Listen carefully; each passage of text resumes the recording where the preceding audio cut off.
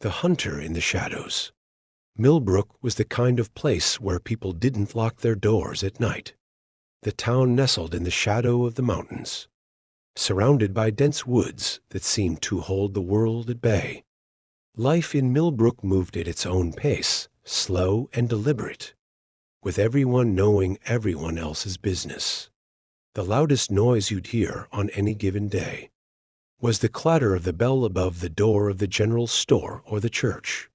Bells ringing on Sunday morning, but beneath the surface, something dark and malevolent had taken root. Though the town hadn't noticed yet, Eleanor Willis was the first to disappear. She was a single mother, raising her daughter, Lily, on the outskirts of town. People remembered her as quiet, always keeping to herself. She was last seen leaving her job at the diner late one evening, her breath visible in the crisp autumn air.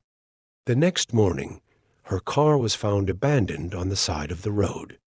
Door ajar, keys still in the ignition, the town was shocked, but they rationalized it away.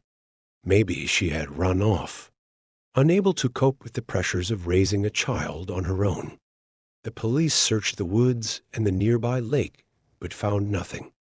It was as if Eleanor had vanished into thin air weeks past, and Millbrook's residents returned to their routines, the unease that had gripped them fading into the background.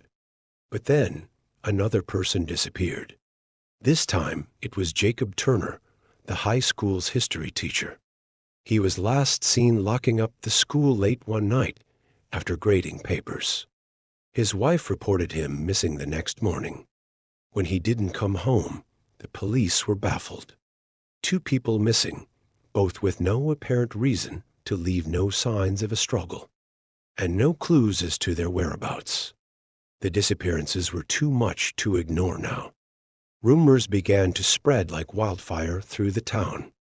Whispers of a serial killer, of something evil lurking in the shadows, waiting to strike again. Stay tuned for part 2.